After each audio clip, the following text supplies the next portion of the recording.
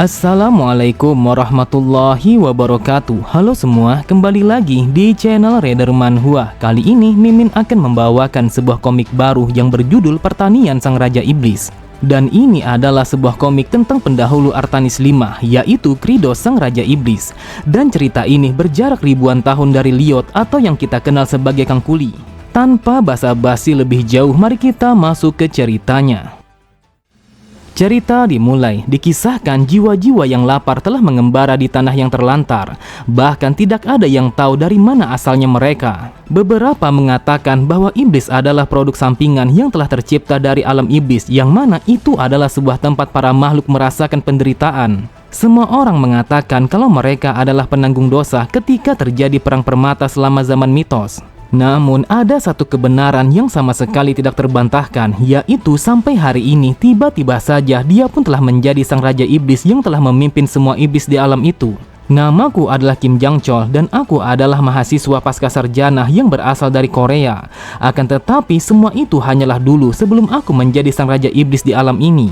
Entah bagaimana, tiba-tiba saja secara mendadak aku menjadi seorang raja iblis yang bernama Kridos. Dan ini adalah final boss dari sebuah game yang paling sering aku mainkan. Namun aku begitu yakin kalau ini adalah sebuah cerita yang sudah biasa kalian temui dalam sebuah novel ataupun di dalam komik. Yang aku tahu tujuan game itu adalah untuk membangkitkan seorang hero di masa lalu yang telah tertidur selama ribuan tahun. Akan tetapi aku tidak ingin menceritakannya lebih detail karena ini sama sekali tidak akan membantuku. Saat ini yang menjadi masalah adalah karena aku dalam situasi yang sangat genting. Tiba-tiba saja terlihat seseorang yang berjalan ke arahnya dengan langkah yang sangat berhati-hati. Lalu orang itu berkata, "Wahai sang raja, persiapan perang kita telah diselesaikan dan kami telah menunggu Anda untuk memulai peperangan ini." Diketahui kalau lelaki berkacamata itu bernama Zafiros dan dia adalah seorang ajudan yang selalu melayani sang raja pada setiap harinya. Memang benar adanya, di saat itu para pasukan sang raja iblis telah berkumpul tepat di hadapan istananya. Mereka sangat bersemangat untuk memulai peperangan karena ini adalah waktu yang sangat tepat untuk menghancurkan umat manusia. Zafiros kembali berkata, "Wahai sang raja, kita akan mengakhiri situasi yang membuat kita menjadi kelaparan dengan menginvasi umat manusia secara besar-besaran. Sudah ribuan tahun kita merasakan rasa sakit karena kita telah terlahir pada wilayah yang sangat tandus. Bahkan kita juga harus memakan bangkai keluarga kita hanya untuk menahan rasa lapar. Jadi kami sangat berharap kalau kita akan mengukir sebuah sejarah dengan menghancurkan umat manusia dan juga bangsa peri, lalu menjadikan mereka semua sebagai makanan kita karena ini adalah pembalasan bangsa kita." Di saat itu, para petinggi istana iblis telah berkumpul untuk menyambut kedatangan sang raja. Yang pertama adalah Asurat yang berada di level 534 dan dia adalah sang pangeran peminum darah. Yang kedua ialah Sirgi yang berada di level 531 dan dia adalah iblis yang dikenal sebagai sang raja dingin. Lalu yang ketiga adalah Hartok yang berada di level 555 dan dia adalah panglima dari kabut. Dan yang terakhir adalah Baal yang berada di level 539 dan dia adalah sang tiran batu hitam.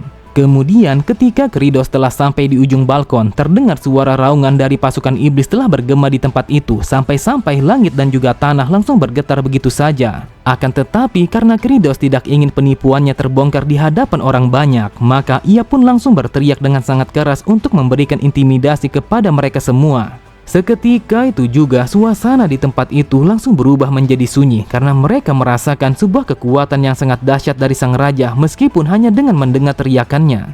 Namun setelah memberikan tekanan kepada mereka, Kridos bergumam, "Mereka adalah keempat jenderal yang sangat kuat yang telah menyiksaku selama ratusan kali di dalam permainan. Dan sekarang aku telah melihat mereka secara langsung dengan kedua mataku dan ini adalah kenyataan yang sangat pahit yang harus aku terima." Di saat itu, para jenderal dan juga yang lainnya sangat berharap kalau sang raja akan menunjukkan kekuatannya untuk menyerang dan juga menjatuhkan umat manusia.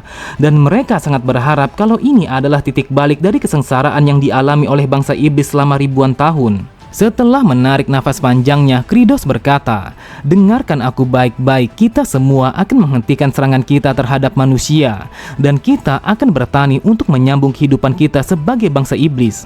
Terlihat semua orang yang ada di sana langsung terdiam ketika mendengar sang raja yang mengatakan kalau dia akan menghentikan invasi itu.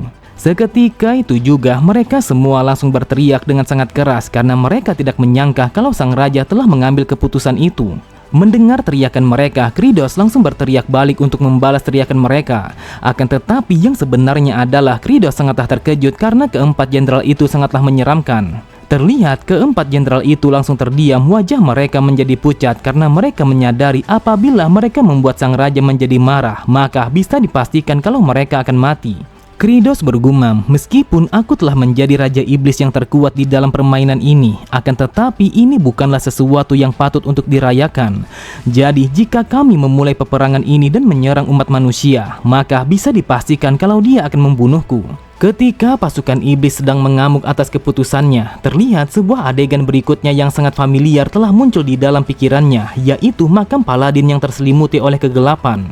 Dan di saat makam itu telah terbuka, terlihat seseorang berbadan besar telah bangkit dari dalam peti itu sembari memancarkan sebuah tekad yang begitu kuat untuk memusnahkan sang Raja Iblis bersama para pasukannya. Dia adalah sebuah karakter yang dapat dimainkan sebagai hero di dalam game itu, dan namanya adalah Aget Kimchi yang levelnya saat ini berada di level 9990. Dengan bangkitnya sang hero, terlihat sebuah notifikasi telah muncul di hadapan Kratos, dan di sana dituliskan kalau dia akan memulai permainan ke-20-nya sebagai sang Raja Iblis. Biar aku ceritakan kepada kalian, sebelum aku menjadi Kratos sang Raja Iblis, aku adalah mahasiswa pasca sarjana jurusan pertanian agar aku bisa menjadi seorang petani yang kaya raya. Jujur saja, aku adalah orang yang sangat cerdas, sehingga aku pun menjadi mahasiswa terbaik di dalam jurusanku dalam waktu yang sangat cepat. Di saat itu ada begitu banyak para profesor yang datang secara langsung untuk bertemu denganku. Dengan bangganya mereka mengatakan kalau aku adalah seorang anak yang sangat cerdas, sehingga mereka memintaku untuk mengerjakan tesis mereka. Lalu salah satu dari mereka mengatakan kalau aku adalah anak yang sangat pandai, sehingga mereka meminta bantuanku untuk mengerjakan proyek mereka. Bahkan mereka juga memintaku untuk membajak ladang mereka karena aku adalah seorang anak yang sangat hebat di bidang pertanian. Saat ini aku menyadari dengan menjadi seorang mahasiswa pasca sarjana yang terbaik, maka itu artinya aku menjadi seorang budak nomor 1 yang akan disuruh oleh para profesor. Dasar sialan, kehidupan apa yang aku jalani saat ini? Aku mengerjakan semuanya dengan segenap kemampuan yang aku miliki. Namun entah kenapa yang diakui hanyalah para profesor, dan ini sama sekali tidaklah adil. Akan tetapi tidak ada satu orang pun yang dapat aku ajak untuk mencurahkan isi hatiku.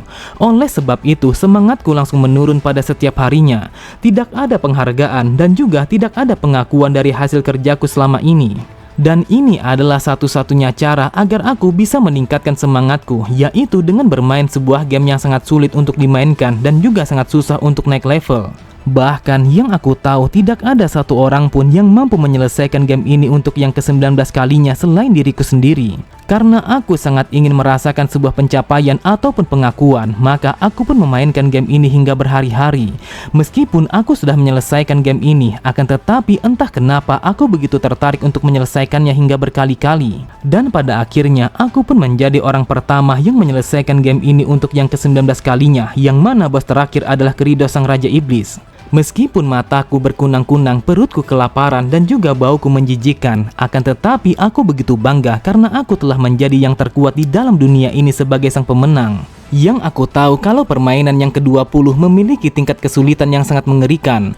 Oleh sebab itu, aku harus menaikkan levelku terlebih dahulu sebelum aku mencobanya. Di saat itu, yang ia lihat kalau level maksimal dari karakternya adalah 9999. Sebenarnya aku bertanya-tanya butuh berapa tahun agar aku bisa mencapai level ini. Kemudian di dalam monitornya terlihat sebuah notifikasi telah muncul. Di sana dituliskan apakah dia akan memulai permainannya untuk yang ke-20 kalinya. Tanpa pikir panjang, ia pun langsung menekan tombol OK yang menandakan kalau dia akan memulai permainannya sekarang juga. Akan tetapi tanpa ia sadari, monitornya langsung berkedip-kedip dan memancarkan sebuah cahaya kebiruan yang menyilaukan kedua matanya. Sontak Kim Jang Chol sangatlah terkejut karena ia tidak menyangka kalau situasi yang seperti ini akan terjadi di dalam dunia nyata. Awalnya ia berpikir kalau terisekai ke dalam game hanya berlaku di dalam cerita novel ataupun sebuah komik. Akan tetapi di saat ini ia telah merasakan secara langsung bagaimana rasanya terisekai ke dalam game. Seketika itu juga jiwanya langsung tersedot ke dalam monitor yang menampilkan permainan itu sehingga tubuhnya langsung tersungkur ke atas lantai. Dan itu adalah jiwa Kim Jang Chol yang telah sampai di dalam game itu dengan kecepatan yang begitu tinggi. Dengan wajah yang begitu panik, Kim Jang Chol bergumam, "Dasar sialan, apa yang terjadi kepadaku? Saat ini aku menyadari kalau aku telah terhisap ke dalam game sialan ini. Namun aku harus bersikap tenang karena aku telah diseret ke tempat ini secara paksa. Dan yang aku perhatikan kalau aku berwarna biru dan itu artinya kalau ini adalah jiwaku. Tetapi jika aku jatuh dengan kecepatan yang seperti ini, maka bisa dipastikan kalau aku akan mati." Tiba-tiba saja Kim Jang Chol sangatlah terkejut ketika ia menyadari kalau dia akan mendarat di makam sang paladin. Sambil tertawa terbahak-bahak, ia berkata, "Ini adalah sebuah berkah karena aku akan merasuki sebuah karakter yang aku besarkan selama ini yang levelnya hampir maksimal, yaitu sang hero Aget Kimchi. Oleh sebab itu, kehidupanku yang kebal dan juga kuat akan dimulai sekarang juga." Akan tetapi, karakter yang ia besarkan selama ini tidak seperti yang ia bayangkan karena penampilan karakter itu sangat mirip seperti Tuan Putri yang masih tertidur menunggu sebuah keajaiban. Dengan pasrahnya ia berkata, "Dasar sialan, ketika aku melihatnya secara langsung, entah kenapa jiwaku mengatakan kalau aku sama sekali tidak ingin berubah menjadi bajingan ini." Seketika itu juga Kim Jang Chol langsung berteriak ketika pergerakannya langsung berputar arah dan meninggalkan karakter Kimchi. Bahkan yang membuatnya sangat terkejut adalah kalau dia telah bergerak menuju padang tandus yang berada di kejauhan, yang mana itu adalah istana kerajaan sang iblis. Benar saja, seketika itu juga ia pun langsung merasuki tubuh Kridos yang merupakan bos terakhir game itu, yaitu sang Raja Iblis. Setelah mengingat semua kejadian yang ia alami saat ini, Kridos hanya bisa menghela nafas panjangnya sembari menyesali ucapannya yang menghina karakter sang hero. Ia bergumam, "Jika saja aku tidak memiliki sebuah pemikiran ketika pertama kali melihat Kimchi, maka bisa dipastikan kalau aku telah menjadi seorang karakter yang paling kuat." Di tempat yang berbeda, terlihat Javiros telah berjalan melewati sebuah ruangan untuk menuju kepada sang raja. Namun, ia pun langsung melemparkan pandangannya ke arah samping ketika mendengar para jenderal yang mengatakan kalau kekuatan yang dimiliki oleh Kridos telah melemah. Mereka berpikir kalau Kridos sangatlah ketakutan, sehingga ia pun menghentikan serangan invasi mereka kepada umat manusia. Sambil berteriak, Asurat berkata, "Akan lebih baik kalau kita bergabung dan memenggal kepala bajingan itu karena dia sama sekali tidak berguna. Dan kita akan membagi secara adil otoritas dari kekuasaannya. Lagi pula dia juga menjadi raja setelah memenggal kepala sang raja terdahulu." Tepat di sampingnya Hartok berkata, "Tetapi bagaimana jika dia tidak melemah? Bahkan meskipun kita berkumpul untuk mengalahkannya, namun aku bisa memastikan kalau kita akan mati." Sirgi berkata, "Asurat, jika kau menawarkan diri untuk menjadi tameng kami, maka kita akan bisa untuk mencobanya." Pada sisi yang lain, terlihat Baal sama sekali tidak mengatakan sepatah kata pun karena dia di saat itu sangatlah kelaparan. Dengan tatapan mata yang tajam, Asurat kembali berkata, "Bagaimana jika ada bukti kalau sang raja memang melemah? Lalu apa yang akan kita lakukan?" Tetapi apapun alasannya, dia telah melemah dan kehilangan rasa percaya dirinya terhadap kemampuannya sebagai sang raja. Sambil menyeringai, mereka pun mengatakan kalau memang sang raja telah melemah dan juga kehilangan kekuatannya, maka ini adalah waktu yang tepat untuk membunuhnya dan membagi otoritasnya secara adil menjadi 4 bagian. Tepat di luar ruangan mereka, terlihat Javiros hanya bisa terdiam setelah mengetahui kalau keempat jenderal itu telah merencanakan pemberontakan kepada sang raja. Beberapa saat kemudian, Javiros langsung menghadap kepada sang raja untuk menyampaikan sebuah laporan kalau moral para pasukan telah menurun secara drastis. Bahkan aku pun telah mendengar kalau para iblis telah menyerang dan memangsa satu sama lain. Hal itu disebabkan karena mereka sangatlah kelaparan. Semua kebencian dan juga kekecewaan telah menyebar seperti wabah di dalam pasukan kita, dan mereka mengatakan kalau ini adalah kesalahan Anda. Saat ini yang aku dengar kalau keempat jenderal sangat marah kepada Anda. Bahkan mereka mengatakan kalau Anda sudah melemah sehingga mereka pun berencana untuk bekerja sama untuk memenggal kepala Anda. Mendengar itu, Kridos bergumam, "Jika mereka menyerangku secara bersamaan, maka bisa dipastikan kalau aku akan mati. Dan itu artinya jika aku terlihat lemah, maka aku akan mati. Tetapi bagaimana dengan Kimchi? Apakah mungkin kalau dia masih menjadi mayat karena aku tidak merasukinya? Jika memang seperti itu, maka akan lebih baik kalau aku akan menyerang dunia manusia." Kemudian sambil menyerahkan sebuah mutiara berwarna merah, Javiros berkata, "Wahai tuanku, ini adalah sebuah rekaman yang berasal dari makam Paladin yang dikirim langsung oleh Ozma. Ketika rekaman itu telah dimulai, terdengar sebuah teriakan mengerikan telah meletus dari dalam bola itu. Bahkan sangat jelas terlihat kalau Kimchi telah mengamuk sembari memukulkan senjatanya kepada Ozma. Bahkan setiap pukulan yang ia lancarkan kepada Ozma langsung memercikan darah segar yang berceceran di mana-mana. Terlihat Kridos menjadi panik, wajahnya berkeringat dingin ketika mendengar Ozma yang berteriak setelah matanya yang dicongkel oleh Kimchi. Dasar sialan, aku sama sekali tidak ingin bertemu dengan orang itu karena dia adalah musuh utama dari bajingan ini. Jadi apapun yang terjadi, aku sama sekali tidak akan pernah meninggalkan tempat ini. Jika aku terus saja seperti ini, antara terlihat lemah ataupun memilih untuk menyerah, maka keempat jenderal itu akan membunuhku. Namun apabila aku menyerang dunia manusia, maka Kimchi akan mencungkil kedua mataku dan langsung membunuhku. Dasar sialan, bagaimana mungkin aku terisekai ke dalam game ini? Bahkan di dalam dunia ini aku pun merasakan hal yang sama, yaitu tidak menemukan sebuah kebahagiaan. Tetapi aku rasa hanya ada satu cara yang bisa aku pikirkan saat ini, yaitu dengan bertani. Ini adalah satu-satunya cara untuk bisa memberi makan semua orang yang bergantung kepada kerajaan ini.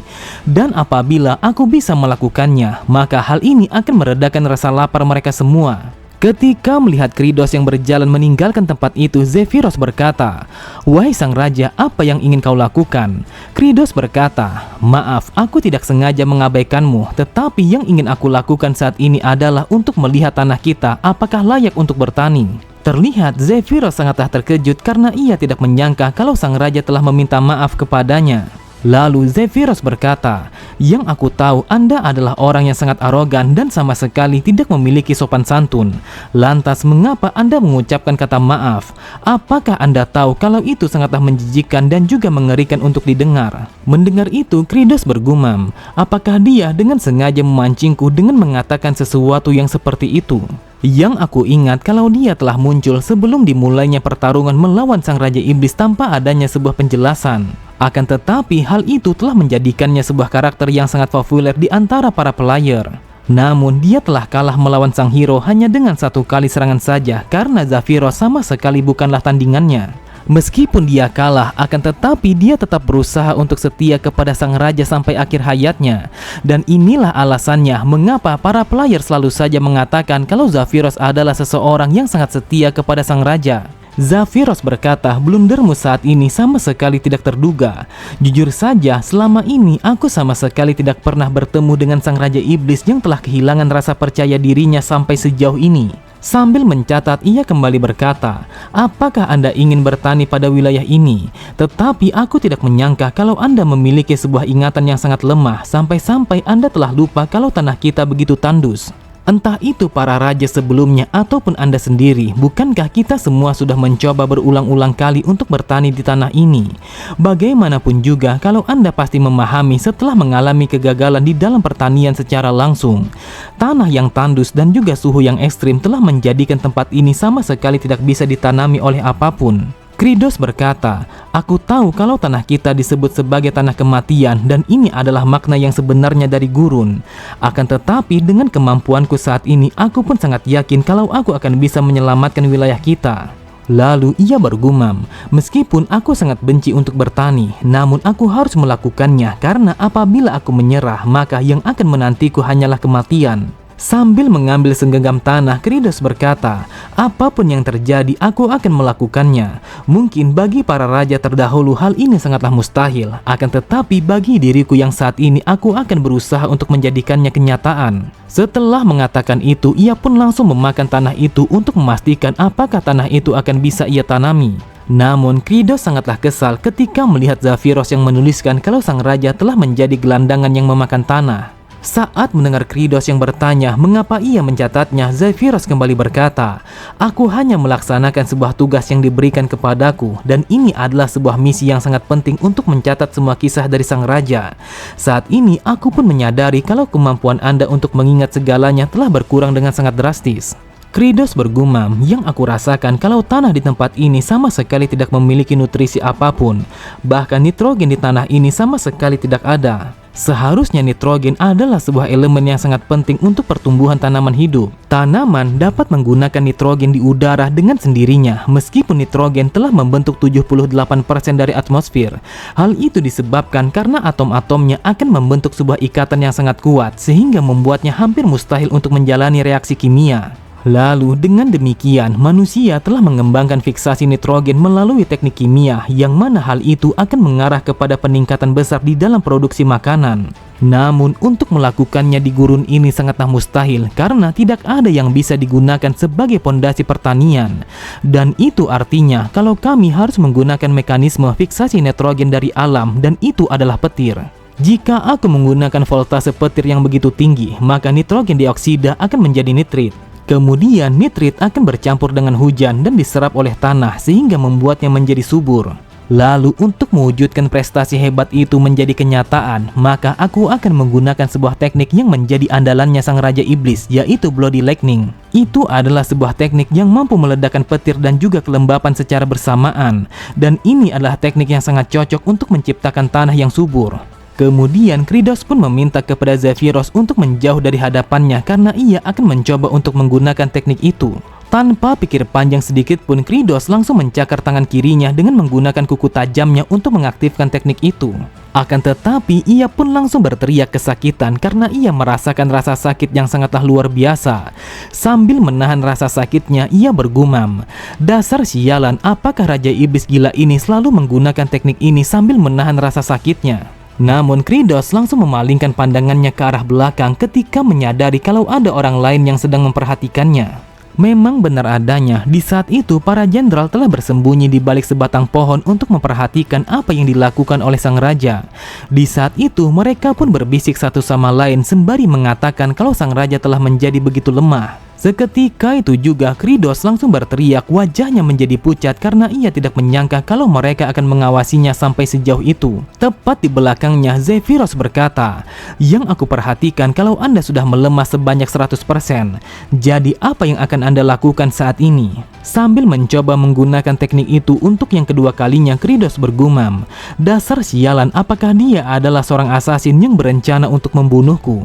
Akan tetapi aku akan mencobanya sekali lagi daripada aku mati di tangan mereka." Meskipun ia telah menirukan teknik itu sama seperti yang dilakukan oleh Raja Iblis di dalam permainan, namun tetap saja hasilnya sangatlah nihil. Seketika itu juga ia pun langsung berteriak ketika merasakan rasa sakit yang sangatlah luar biasa pada punggung tangannya. Namun tiba-tiba saja Kridos langsung terdiam ketika mendengar suara yang sangat familiar telah memanggilnya dari arah belakang. Ternyata orang yang memanggilnya adalah Hartok.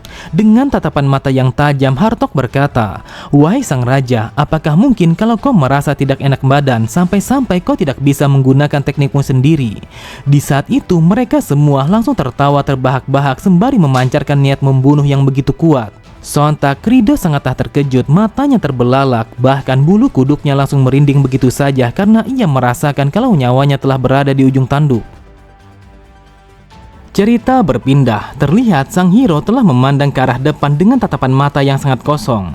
Lalu ia bergumam, "Meskipun terasa samar, akan tetapi aku masih memiliki beberapa ingatan tentang kehidupanku yang sebelumnya. Aku menjalani kehidupan ini lebih dari 10 kali dan aku secara otomatis akan bergerak menuju ke tempat itu.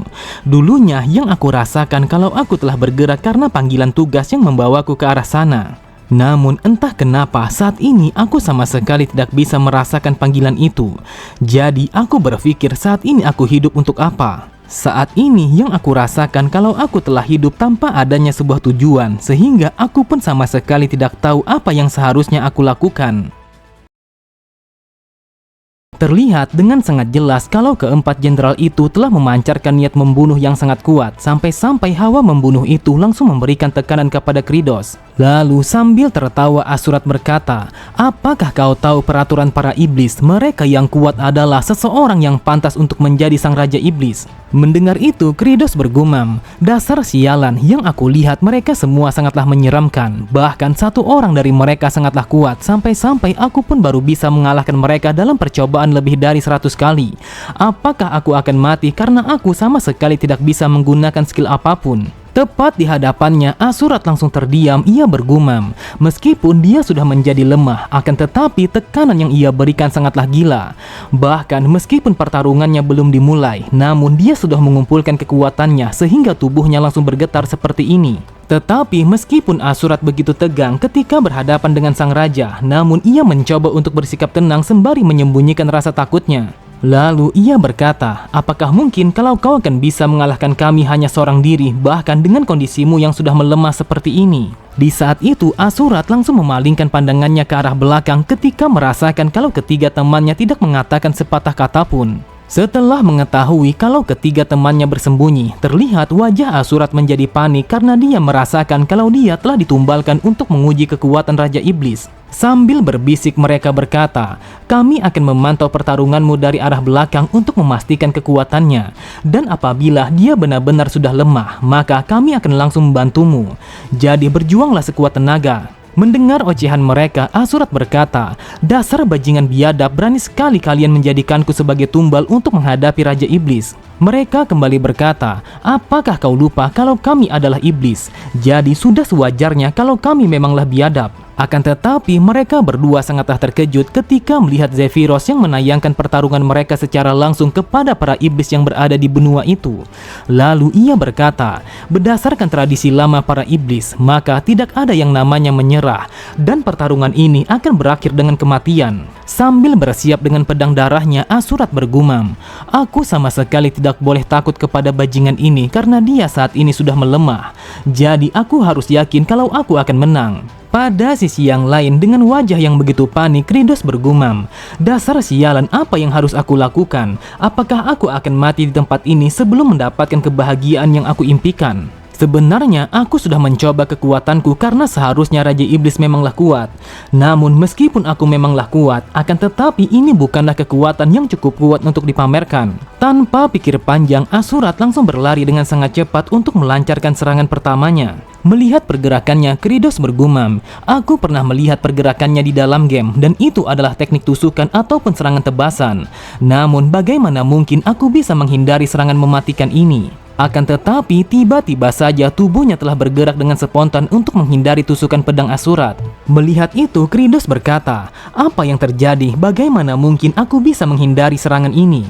Namun jika aku perhatikan dari pergerakannya yang mana kaki kirinya mengarah ke depan, maka itu artinya kalau dia akan menggunakan serangan tusukan. Dan ini adalah pergerakan yang sama ketika aku melawannya di dalam game ini.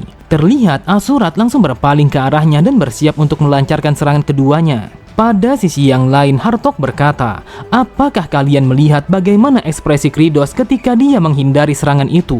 Awalnya aku berpikir kalau dia akan menyerang balik dengan merobek tangannya, namun entah kenapa dia sama sekali tidak melakukannya. Di saat itu, Kridos langsung menghindari tebasan Asurat yang mengarah ke tubuhnya meskipun serangan itu sangatlah cepat dan juga akurat. Kridos bergumam, apa yang terjadi? Semua gerakan yang ia lakukan sama seperti yang aku lihat di dalam game. Sejujurnya, ketika aku pertama kali berhadapan dengan Asurat, aku pun begitu kaget karena dia tidak bisa dikalahkan dengan mudah. Bahkan aku pun langsung mati hanya dengan satu kali serangan saja. Pergerakannya sangatlah gesit dan juga serangan yang ia lancarkan sangatlah tiba-tiba.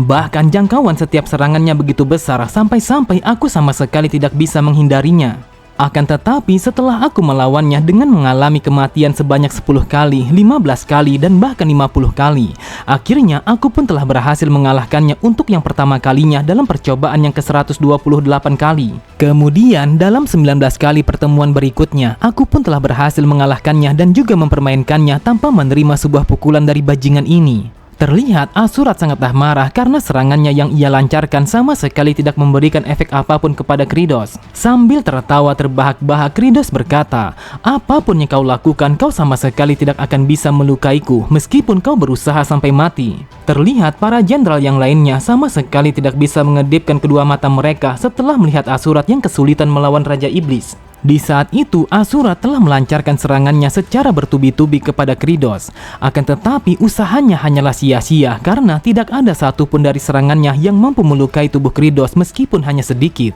Bahkan di saat itu, Kridos hanya tertawa terbahak-bahak yang seakan-akan kalau ini hanyalah permainan anak kecil.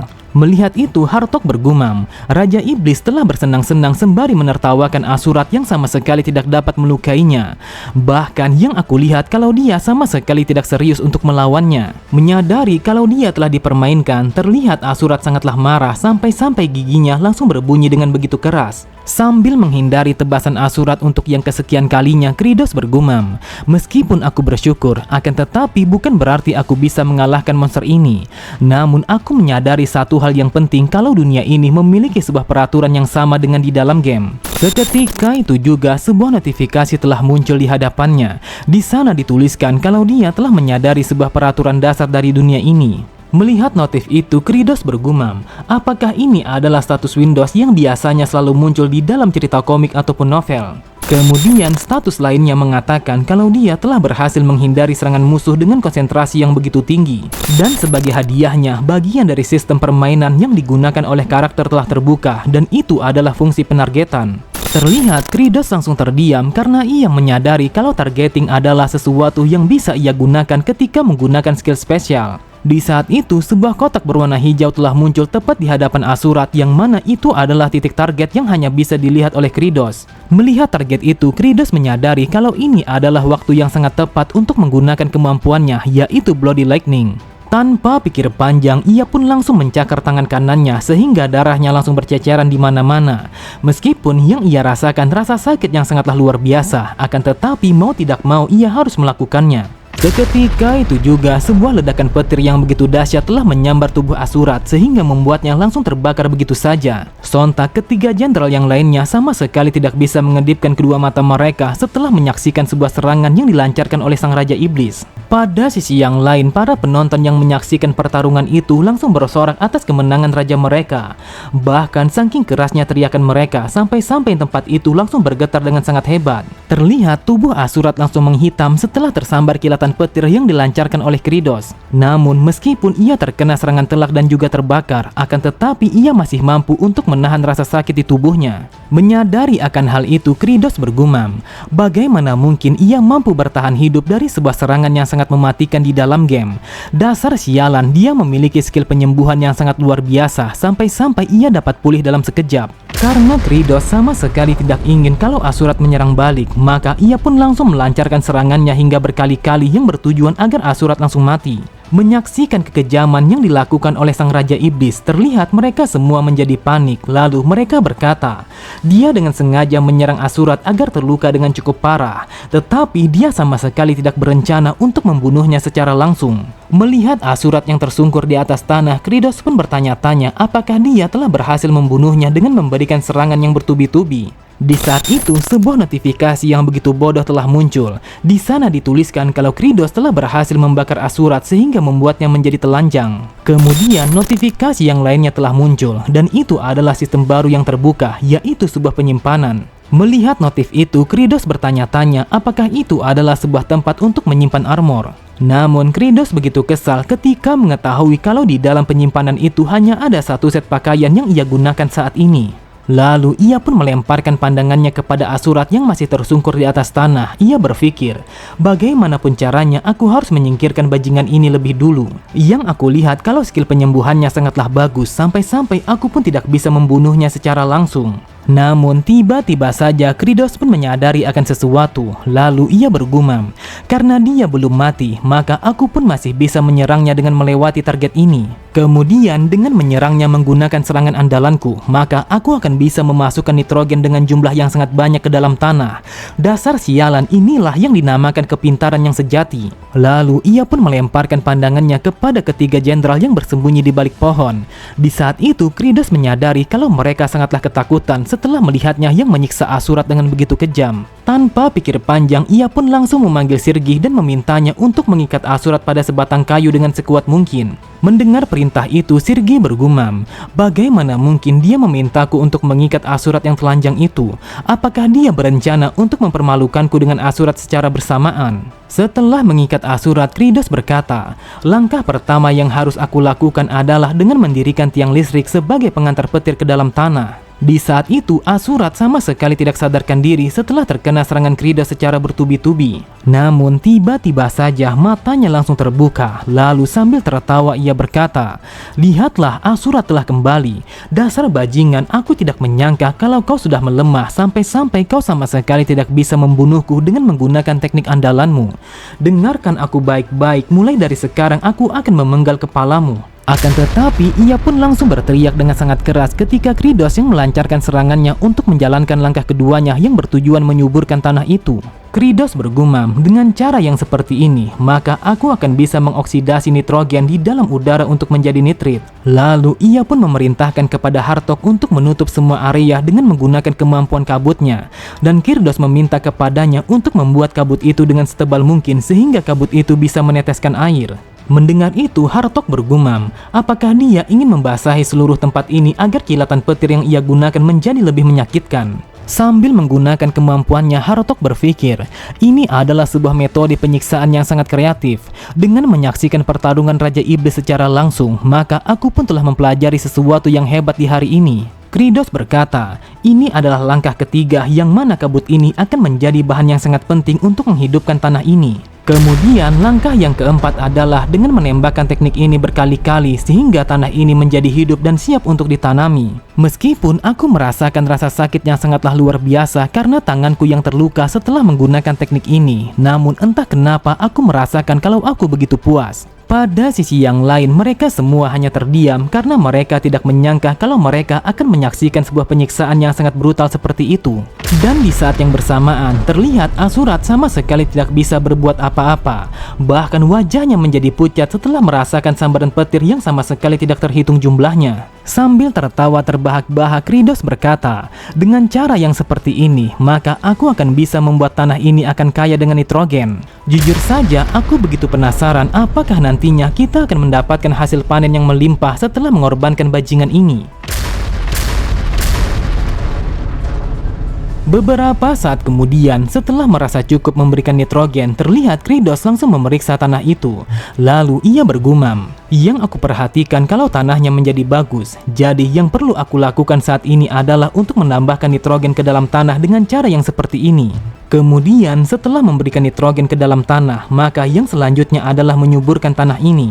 Yang aku perhatikan kalau tanah ini bersifat monovalen sehingga membuat oksigen dan juga air akan sulit untuk memasukinya. Lalu untuk bertani, maka tanah yang rapuh ataupun beragregat adalah tanah yang paling ideal. Itulah sebabnya yang harus aku lakukan saat ini adalah membuat pupuk untuk membantu menyuburkan tanah ini. Dengan tatapan mata yang tajam, Kridos langsung memberikan sebuah perintah kepada mereka semua untuk mengumpulkan taik dengan jumlah yang sangat banyak. Sontak ketiga jenderal itu sangatlah terkejut. Mereka tidak menyangka kalau mereka akan diminta untuk membawakan taik ke tempat itu dengan jumlah yang sangat banyak. Mereka bergumam setelah menjadikan Asurat sebagai contoh dan menyatainya hidup-hidup. Sekarang apakah ia akan membalurinya dengan taik? Jujur saja yang dilakukan Raja Iblis sebagai pembalasan kepada Asurat sangatlah kejam. Cerita berpindah, terlihat Kimchi telah berjalan melewati rimbunan hutan untuk mencari jati dirinya yang telah kehilangan arah setelah terbangun dari tidur panjangnya. Tiba-tiba saja ia pun langsung memalingkan pandangannya ke arah samping ketika mendengar seseorang yang meminta tolong.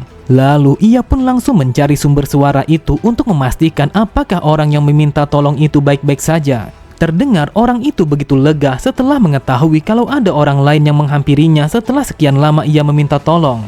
Lalu orang itu berkata, kami telah diserang oleh segerombolan para goblin ketika kami melewati tempat ini. Apabila kau mau membantu kami, maka kami akan membayarmu sebanyak yang kau mau. Akan tetapi mereka berdua sangatlah terkejut ketika melihat Kimchi yang berdiri di hadapan mereka dengan menggunakan baju yang seperti itu. Di saat itu mereka berpikir kalau Kimchi jauh lebih menakutkan daripada para goblin yang baru saja menyerang mereka. Dengan tatapan mata yang datar, Kimchi berkata, mengapa kalian begitu takut kepadaku sedangkan aku bukanlah orang yang mencurigakan? Mendengar perkataannya mereka bergumam. Meskipun dia mengatakan itu, namun tetap saja penampilannya sangatlah mencurigakan. Lalu Kimchi pun bertanya kepada salah satu dari mereka apakah dia telah terluka. Akan tetapi belum sempat orang itu menjawabnya, tiba-tiba saja Kimchi langsung menggendongnya hanya dengan satu tangan. Kemudian ia pun meminta kepada orang yang berambut coklat untuk menunjukkan jalan menuju ke desa mereka. Sambil berjalan, orang itu mengatakan kalau namanya adalah Asrahan dan orang yang berambut coklat adalah pelayannya yang bernama Diol. Lalu ia pun bertanya kepada Kimchi siapa namanya karena dia begitu kuat dan juga keren meskipun sedikit feminim. Mendengar pertanyaan itu, ia pun tidak langsung menjawabnya, namun yang ia lakukan hanyalah menarik nafas panjangnya. Kemudian Kimchi berkata, "Aku tidak tahu siapa aku, akan tetapi mulai dari sekarang itulah yang harus aku cari tahu." Setelah diminta untuk mengumpulkan kotoran dengan jumlah yang sangat banyak, mereka pun langsung melakukan rapat darurat untuk membahas masalah itu. Sambil berpikir dengan begitu keras, Hartok berkata, "Aku sama sekali tidak tahu bagaimana caranya kita bisa membawa kotoran. Apakah mungkin kalau kita akan berak di tempat itu ataupun semacamnya?"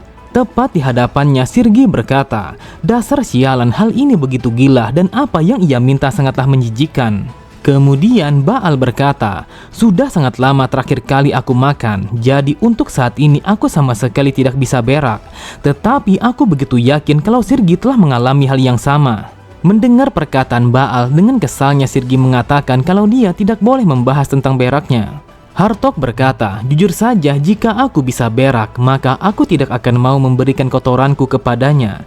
Jadi yang perlu kita lakukan saat ini adalah dengan menghajar para iblis kelas rendah dan juga memaksa mereka untuk berak." Beberapa saat kemudian, mereka pun langsung mendatangi para penduduk iblis rendahan dan memaksa mereka untuk berak dengan jumlah yang sangat banyak. Sambil menghejam, orang itu berkata kepada para penjaga, "Jika kalian melihatku seperti itu, maka aku sama sekali tidak bisa berak. Jadi aku mohon tunggulah di luar sana." Penjaga itu berkata, "Apakah kau tahu semua orang telah mengatakan hal yang sama, namun tetap saja mereka semua sama sekali tidak bisa berak."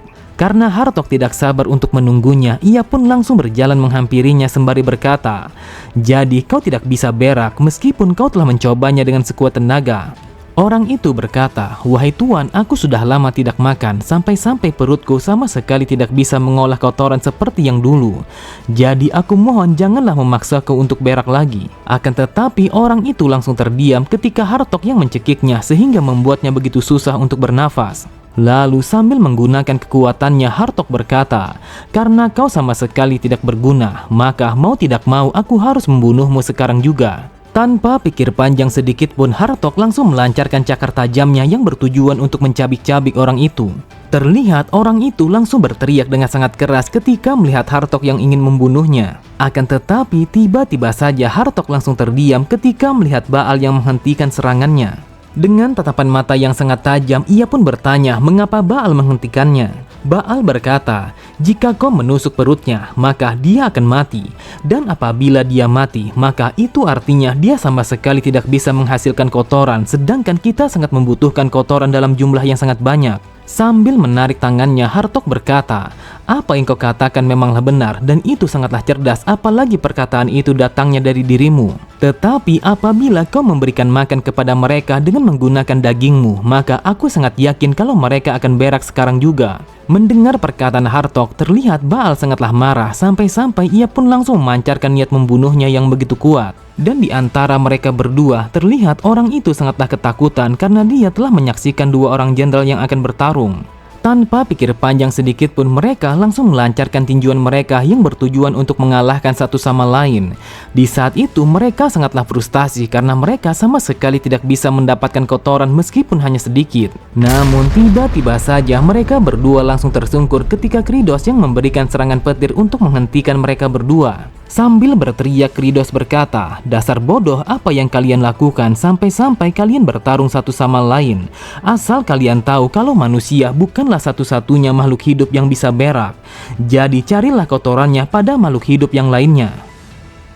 Beberapa saat kemudian, Kridos langsung mengumpulkan mereka semua untuk membahas tentang kotoran. Lalu Kridos berkata, "Tidak ada gunanya apabila kita mengumpulkan kotoran yang sama sekali tidak memiliki kandungan nutrisi. Jadi kalian harus mencari kotoran yang bisa digunakan sebagai pupuk. Saat mendengar Zephyros yang bertanya apa itu pupuk, Kridos kembali berkata, pupuk adalah sebuah bahan yang akan memberikan nutrisi kepada tanah sehingga membuatnya menjadi subur. Lalu Kridos bergumam, yang aku tahu kalau pupuk biasanya terbuat dari abu kayu, rumput-rumputan, tanah, cangkang telur, dan juga makanan ayam. Dan untuk mendapatkan abu kayu dan juga rumput, kita akan bisa menggunakan rumah kosong sebagai bahan bakunya. Akan tetapi yang menjadi masalahnya saat ini adalah kita sama sekali tidak memiliki cangkang telur dan juga kotoran ayam. Namun tiba-tiba saja Kridos menyadari akan sesuatu, bagaimana caranya mendapatkan cangkang telur. Kemudian ia pun meminta kepada Zephyros untuk membawakan sebuah peta tanah mereka karena ada sesuatu yang harus ia periksa.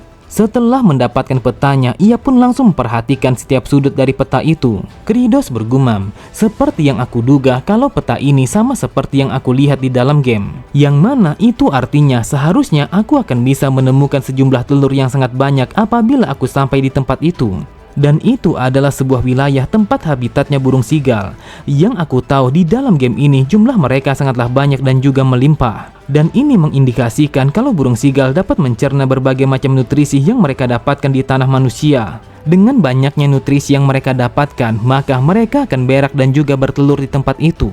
Dan itu adalah sebuah tempat yang sangat sempurna untuk memanen telur dan juga kotoran mereka. Tepat di sampingnya, Zephyros berkata, "Wahai yang mulia, apakah Anda berencana untuk mengumpulkan kotoran burung sigal? Akan tetapi yang aku tahu kalau tempat itu sangat dikenal sebagai jurang kematian. Di sana tidak ada sebuah tempat yang stabil untuk kita pijak, sehingga apabila Anda jatuh, maka Anda akan tersapu oleh ombak."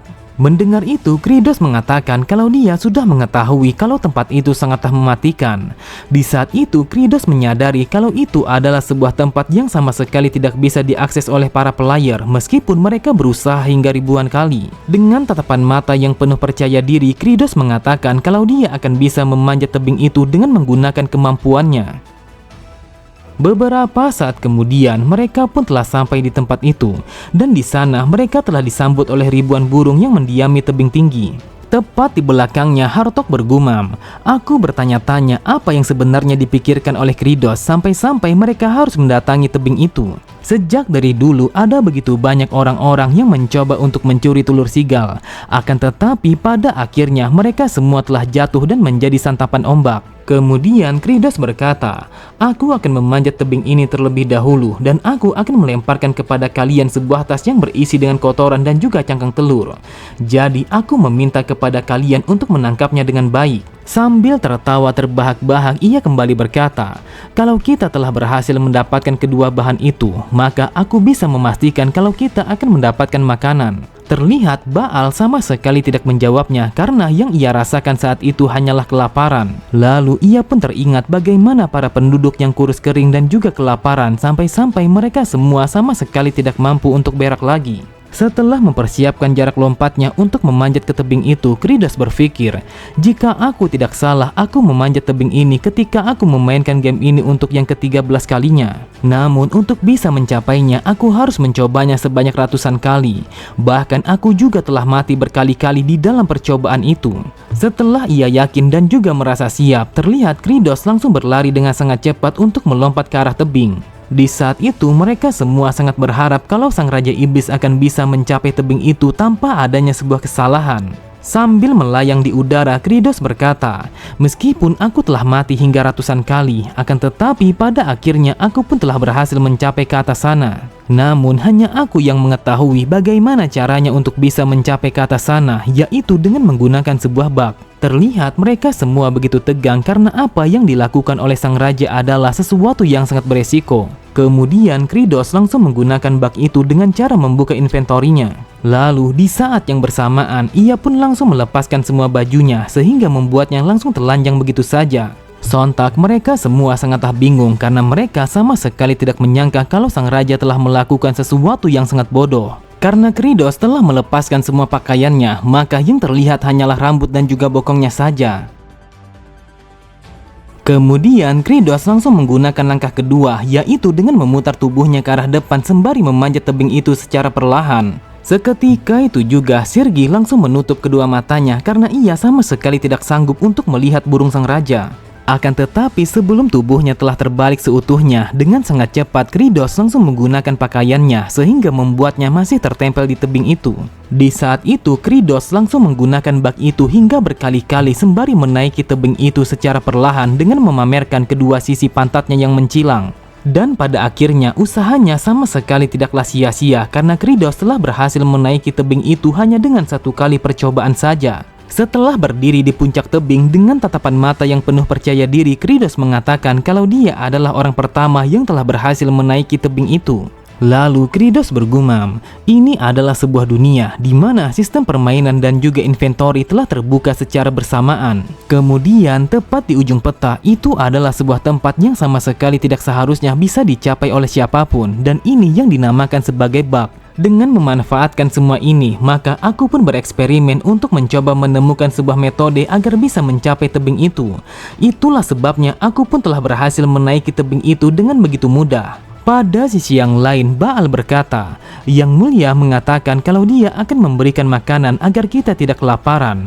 Oleh sebab itu, aku pun berencana untuk membantunya di atas sana. Saat melihat Baal yang berlari untuk memanjat tebing, terlihat Zephyros sangatlah panik karena ia menyadari kalau tebing itu begitu rapuh. Di saat itu, Baal sangatlah percaya diri kalau dia akan bisa memanjat tebing itu dan mengikuti jejak sang raja. Mendengar keributan itu, Kridos langsung memalingkan pandangannya ke arah bawah untuk mencari tahu apa yang terjadi di bawah sana. Menyadari akan pergerakan Baal, seketika itu juga ia pun langsung berteriak sembari berkata, "Dasar bodoh, apa yang sebenarnya yang kau lakukan? Apakah kau ingin mati?" Benar saja, di saat itu Baal telah terjatuh ke arah bawah setelah bebatuan tebing itu sama sekali tidak sanggup untuk menahannya. Akan tetapi dengan sangat cepat Kridos langsung menangkap tangan Baal agar ia tidak terjatuh ke dasar tebing.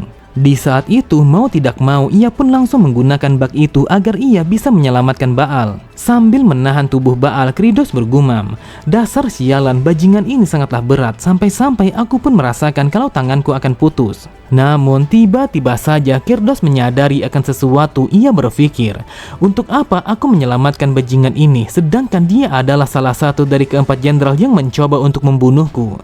Jadi bukankah akan lebih baik kalau dia mati di dasar tebing? Seketika itu juga Kridos teringat akan masa lalunya ketika dia menjadi budak nomor satu bagi para profesor. Di saat itu dia telah bertemu seseorang yang sangat mirip dengan Baal. Sambil menangis orang itu berkata, "Jangcol, aku mohon bantu aku untuk yang terakhir kalinya."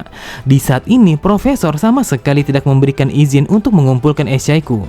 Hal itu ia lakukan agar aku akan selamanya menjadi budak andalannya. Jadi aku mohon, bisakah kau memberitahunya kalau dia harus melihat esaiku agar aku bisa terlepas dari perbudakan ini? Saat ini yang aku tahu kalau profesor sangat suka kepadamu karena kau adalah yang terbaik. Aku yakin kalau dia akan mendengarmu apabila dirimu yang berbicara. Terlihat Kim Jangcol sama sekali tidak menjawabnya. Ia bergumam, "Orang ini dia adalah juniorku yang sangat suka mengikutiku kemanapun aku pergi. Lalu karena aku adalah budak nomor satunya, maka ada kemungkinan kalau profesor akan mau mendengarkanku. Akan tetapi aku begitu takut kalau aku yang akan disingkirkan. Bahkan aku pun begitu takut kalau aku yang akan dirugikan. Jadi aku berpikir kalau aku sama sekali tidak ada alasan untuk membuatnya menyelesaikan masalah ini." Sambil menahan genggaman Baal, Kridos bergumam, "Mungkin saja di hari itu aku bisa membantunya. Jika saja aku berusaha sedikit lagi, ataupun aku mengerahkan segalanya yang aku miliki sedikit lagi. Kalau saja aku mencoba dengan segenap kemampuanku sampai pada batasannya, aku yakin kalau wajahnya di dalam ingatanku sudah pasti akan berubah menjadi sebuah senyuman." Terlihat Kridos langsung berteriak dengan sangat keras dan berusaha sekuat mungkin untuk menarik tubuh Baal. Bahkan ia pun sama sekali tidak melepaskan genggamannya meskipun tangan kanannya telah patah. Akan tetapi Kridos sama sekali tidak ingin merasakan penyesalan untuk yang kedua kalinya dengan mengabaikan orang lain.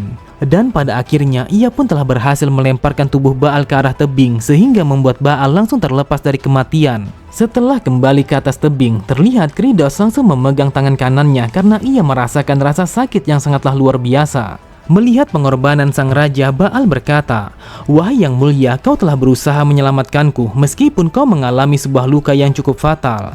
Namun mengapa kau tetap saja memaksakan diri untuk menyelamatkanku?" Mendengar pertanyaan itu, Kridos tidak langsung menjawabnya, namun yang ia lakukan hanyalah menarik nafas panjangnya. Lalu ia berkata, "Apakah kau tahu kalau rasa sakit yang seperti ini jauh lebih ringan daripada kehilangan salah satu dari pengikutku?" Seketika itu juga Baal langsung meneteskan air matanya karena dia begitu terharu dengan apa yang dikatakan oleh tuannya. Melihat Baal yang menangis, ia pun kembali teringat dengan tangisan dan juga kesedihan yang dialami oleh juniornya. Kridos berkata, "Seharusnya aku juga melakukan ini kepadamu. Saat ini aku pun sangat menyesali dengan tindakanku kepadamu di masa lalu. Jika saja aku bisa bertemu denganmu lagi, maka yang ingin aku katakan kepadamu hanyalah kata maaf yang sedalam-dalamnya." Namun tiba-tiba saja Kridos sangatlah terkejut ketika notifikasi telah muncul di hadapannya. Di sana dituliskan, "Meskipun saat ini kau berada dalam kondisi yang belum terbiasa dengan tubuh sang raja, namun kau telah berusaha untuk menggunakan semua kemampuanmu. Dan sebagai imbalannya, kau telah mendapatkan rasa sungkan dari Baal, salah satu dari keempat jenderal pasukan iblis. Kemudian untuk menghormati pencapaianmu, maka sebuah sistem akan dibuat. Ketika kau memberikan rasa bahagia yang melimpah kepada pasukanmu, maka hal itu akan memberikanmu sejumlah poin yang sangat besar." Di saat itu, Kridos bertanya-tanya apakah benar kalau dia akan mendapatkan poin yang besar apabila ia bisa memberikan rasa bahagia kepada para pengikutnya. Setelah melihat notifikasi tentang Happy Point, Kridos bergumam, "Aku tahu tentang ini, namun bukankah hal ini semacam diskon ketika kita membeli es krim? Apakah mungkin kalau mereka telah menjual es krim di tempat ini?" Seakan tahu dengan apa yang dipikirkan oleh Kridos, notif itu berkata, "Hal itu sangat mustahil. Lagi pula es krim macam apa yang ada di dalam dunia ini? Akan tetapi kau akan mendapatkan 1 poin bagi setiap anggota pasukan iblis yang mengalami kebahagiaan perut kenyang. Namun kau harus tahu kalau poin yang kau dapatkan akan bisa digunakan untuk membeli statistik. Di saat ini kau hanya menggunakan 20% dari kekuatan sepenuhnya yang dimiliki oleh sang Raja Iblis. Dan ini adalah 5 kategori yang akan bisa melepaskan 100% kekuatan Kridos." Karena Kridos begitu penasaran, ia pun mencoba untuk meningkatkan staminanya sebanyak 10%. Akan tetapi, di saat yang bersamaan, terlihat notifikasi yang lainnya mengatakan kalau dia ingin membeli 1% Happy Point, maka ia harus membutuhkan 50 poin. Dan di saat ini, ia sama sekali tidak memiliki Happy Point. Terlihat Kridos langsung mengerutkan keningnya ketika mengetahui kalau poin itu akan bisa digunakan untuk meningkatkan skill kekuatannya. Namun, untuk meningkatkan level skillnya menjadi level 2, ia pun harus membutuhkan sebanyak 250 poin. Kridos bergumam, "Jadi singkatnya, saat ini aku sama sekali tidak bisa melakukan apapun karena aku tidak memiliki poin. Tetapi jika aku pikir-pikir, apabila aku telah berhasil mengurus pertanian, maka aku akan bisa memanen banyak poin. Dan apabila aku memiliki banyak poin, maka sang raja akan menjadi sangat kuat dan juga kesempatanku untuk bertahan hidup akan membaik." Kemudian sambil menyeringai ia kembali berkata, "Dan juga apabila ada begitu banyak orang-orang yang berterima kasih kepadaku, maka aku sangat yakin kalau aku akan hidup menjadi sangat nyaman." Pada sisi yang lain, dengan tubuh yang bergetar, Baal bergumam, "Yang aku lihat kalau ekspresinya mengatakan, kalian telah berhutang nyawa kepadaku, dan apabila kalian membantahku, maka aku akan mencabik-cabik kalian semua." Dia adalah Raja Iblis yang sangat jahat. Entah kenapa aku merasakan kalau dia menyelamatkanku karena ada sesuatu yang ia inginkan. Kemudian sambil mengangkat sebuah wadah yang berisi dengan kotoran, Kridos langsung memanggil mereka semua dengan teriakan yang sangat lantang.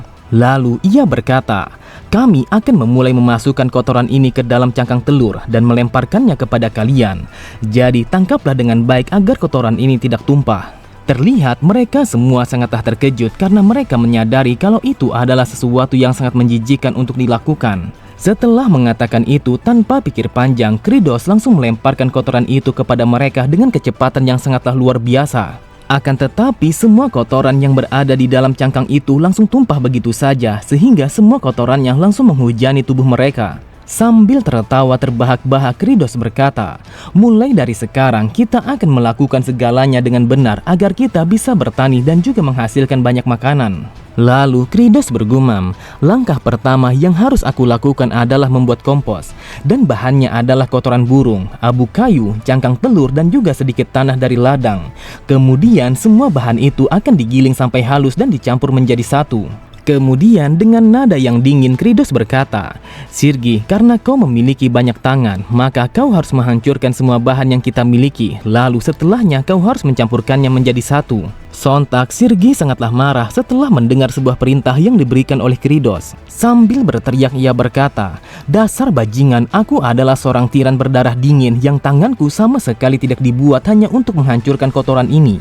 Mendengar teriakan Sirgi dengan tatapan mata yang mengintimidasi, Kridos berkata, "Apakah benar yang kau katakan? Jika itu yang kau inginkan, maka aku akan memberikanmu sebuah pekerjaan yang lebih mudah untuk kau lakukan." Sambil menunjuk kepada Asurat yang terpanggang oleh sambaran petir, Kridos kembali berkata, "Apakah mungkin kalau kau ingin menggantikan tugas Asurat karena tugas yang aku berikan kepadanya hanyalah berdiam diri di atas sana?" Mendapatkan ancaman itu, mau tidak mau Sirgi langsung menggunakan keenam tangannya untuk menghancurkan semua bahan yang mereka miliki, lalu mencampurkannya menjadi satu.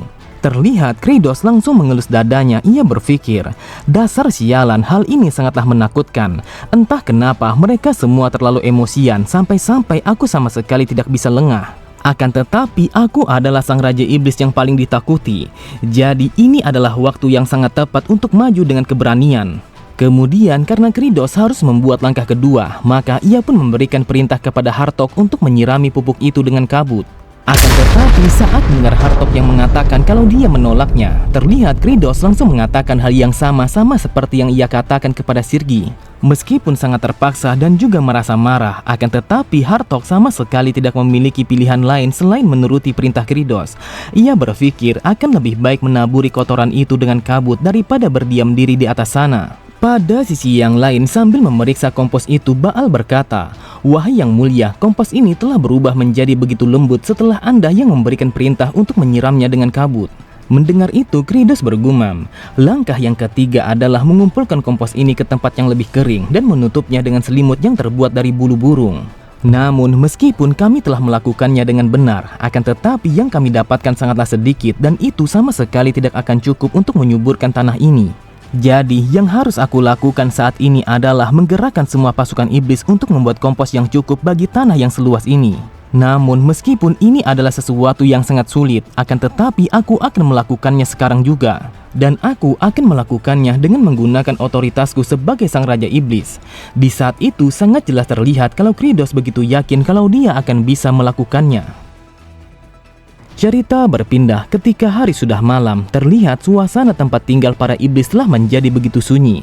Di saat itu tidak ada yang bisa mereka lakukan selain memejamkan kedua mata mereka untuk menahan rasa lapar yang mereka rasakan saat ini. Mereka berpikir ini adalah satu-satunya cara yang terbaik untuk menahan rasa lapar. Dan di dalam salah satu sebuah rumah terlihat seorang lelaki paruh baya yang sedang merawat anaknya, yang mana anaknya telah terbaring di atas ranjang dalam kondisi yang begitu lemah.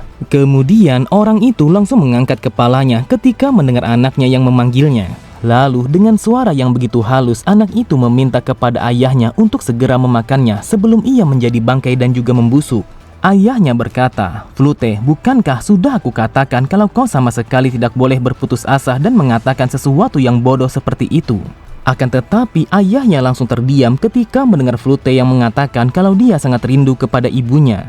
Di saat itu Flute berpikir kalau dia hanya akan menjadi beban kepada ayahnya apabila dalam kondisi yang seperti ini. Lalu Flute teringat ketika ia telah berhadapan dengan iblis level tinggi yang berubah menjadi gila setelah mengalami rasa lapar yang begitu luar biasa. Di saat itu Flute langsung menangis ketika melihat iblis itu yang bersiap untuk memakannya.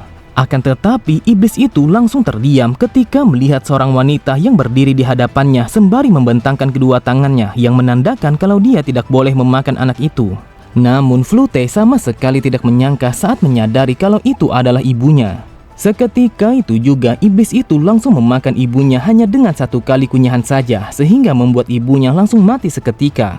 Melihat anaknya yang berputus asa, sang ayah berkata, "Flute, dengarkan aku baik-baik, tanpa dirimu aku sama sekali tidak memiliki sebuah alasan untuk hidup lebih lama di dalam dunia ini. Saat ini kau adalah satu-satunya yang aku miliki, yang mana dengan adanya dirimu di sampingku sudah membuatku merasa bahagia." Namun tiba-tiba saja ia pun sangatlah terkejut ketika mendengar kalau pintu rumahnya telah didobrak dengan paksa. Akan tetapi yang membuatnya menjadi semakin terkejut adalah ketika mengetahui kalau sang raja bersama ajudannya telah berjalan menuju ke arahnya. Lalu dengan tatapan mata yang mengintimidasi, Kridos berkata, jika dia memiliki kekuatan untuk berteriak, maka sudah pasti kalau dia bisa bergerak. Jadi bawalah orang ini sekarang juga. Dengan lirihnya orang itu berkata, "Jika kalian membawaku, bagaimana dengan anakku? Aku takut kalau dia akan dimakan oleh para iblis level tinggi yang berkeliaran di tempat ini." Namun Kridos sama sekali tidak menghiraukan dengan apa yang dikatakan oleh orang itu, karena tujuan utamanya adalah untuk menjadikan orang itu sebagai para pekerja di dalam ambisinya. Kemudian Kridos langsung melemparkan pandangannya ke arah belakang untuk memperhatikan anak itu. Di saat itu, ia begitu ingat bagaimana rintihan anak itu ketika Kridos sedang membasmi para iblis dengan menggunakan karakter Kimchi. Meskipun anak itu adalah iblis yang tidak berbahaya dan juga begitu lemah, akan tetapi ia sama sekali tidak memiliki rasa iba sedikit pun kepada Flute, sehingga ia pun langsung membunuhnya dengan cara memenggal kepalanya. Setelah mengingat akan hal itu, Kridos langsung memalingkan pandangannya yang seakan-akan kalau dia telah menyesali perbuatannya di masa lalu. Sambil berteriak, Kridos berkata, "Mulai dari sekarang kita akan menghentikan setiap tindakan kanibalisme karena itu sangatlah merugikan bagi kerajaan iblis. Dan kita harus mengumpulkan semua orang yang tersisa agar kita bisa memulai membuat kompos dalam jumlah yang sangat banyak." Setelah mengatakan itu, Kridos bergumam, "Aku adalah sang raja iblis dan aku sama sekali tidak akan menjadi masalah untuk menjadi tiran demi mewujudkan ambisiku. Lagi pula seorang pemimpin harus menerima sedikit pengorbanan." Pada keesokan harinya, terlihat orang itu bersama yang lainnya telah bekerja dengan sangat keras untuk menghaluskan semua bahan yang dibutuhkan untuk membuat kompos. Lalu ia berkata, "Sudah berapa lama kita membuang waktu seperti ini? Apakah dia pikir kalau kita akan berhasil untuk bertani di tanah yang tandus seperti ini?" Tepat di sampingnya salah satu dari mereka berkata, "Dirok, apakah kau tidak takut kalau kepalamu akan menghilang apabila sang raja telah mendengar perkataanmu?" Dirok berkata, "Apapun yang kita lakukan tetap saja kalau kita akan mati. Anggap saja kalau tanah ini menjadi subur. Namun apa yang akan kita tanam sedangkan kita sama sekali tidak memiliki bibit untuk ditanam?" Akan tetapi Dirok langsung terdiam ketika mendengar Kridos yang berkata, "Yang aku dengar kalau namamu adalah Dirok, tetapi tampaknya kau begitu penasaran dengan apa yang akan kita tanam." Kemudian ia pun mengajak Dirok untuk pergi kepada sebuah tempat karena ia akan menunjukkan apa yang sebenarnya ingin mereka tanam. Sambil berjalan, Kridos bergumam, "Ketika aku mencoba untuk menggunakan kekuatanku, aku pun telah melihat sebuah bunga yang berwarna ungu telah tumbuh di bawah pohon yang sudah mati. Dan itu adalah sebuah tanaman yang akan aku tanam yang nantinya akan menjadi sumber makanan kita." Sesampainya di hadapan bunga itu, Dirok pun bertanya apakah itu adalah sesuatu yang nantinya akan mereka tanam. Kridos berkata, "Yang kita lakukan adalah menanam bunga ini untuk mendapatkan akar-akarnya. Asal kau tahu, Baal dan juga yang lainnya telah menggali bunga ini pada wilayah yang terpisah." Dirok pun berkata, "Wahai sang raja, yang aku tahu kalau ini sama sekali tidak bisa dimakan. Dan apabila kita memakannya, maka kita akan merasakan rasa sakit yang sangatlah luar biasa yang bahkan bisa saja akan membunuh kita." Sambil menarik tanaman itu, Kridos berkata, "Selain bunga ini, kita sama sekali tidak memiliki hal lain yang sangat pantas untuk kita makan. Lagi pula, seharusnya kita sudah memiliki sebuah hasil apakah akar ini bisa dimakan ataukah tidak." Terlihat Dirok sama sekali tidak bisa memahami dengan apa yang dimaksud oleh Kridos. Lalu dengan tatapan mata yang tajam, Kridos kembali berkata, "Saat ini aku pun sangat yakin kalau anakmu telah memakan akar ini untuk mengisi perut kosongnya." Sontak Dirok sangatlah terkejut, matanya terbelalak karena ia mengetahui kalau ini adalah sebuah tanaman yang sangat beracun dan juga mematikan.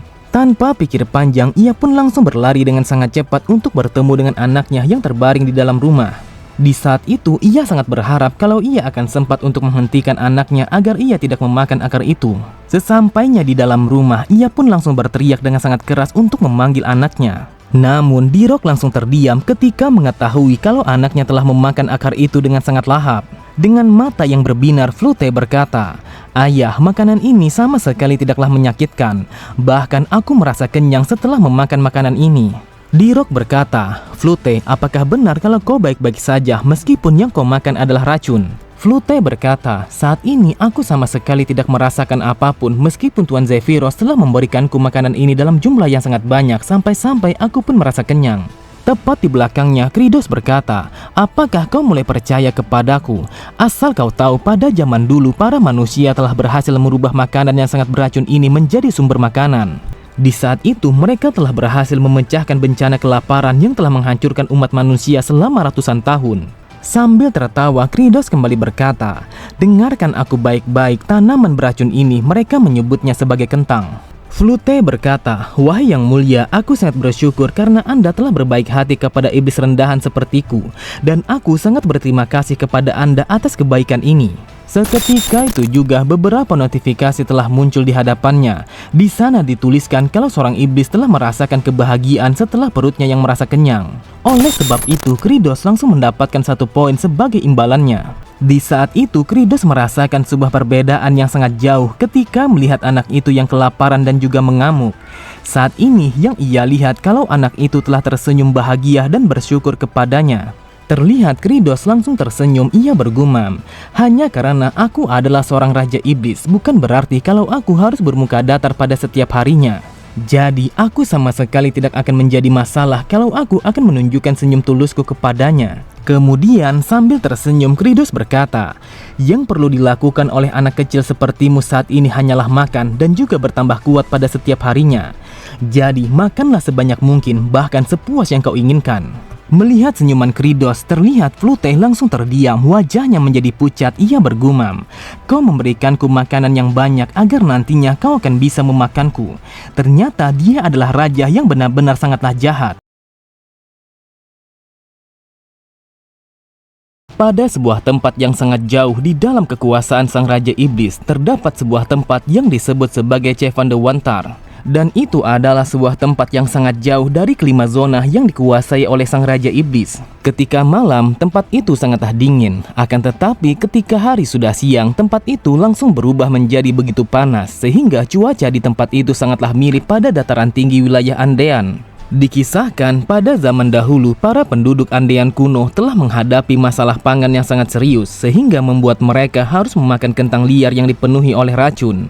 Meskipun ini adalah sebuah kabar yang sangat buruk, akan tetapi bukankah kita mengetahui kalau manusia adalah makhluk hidup macam apa?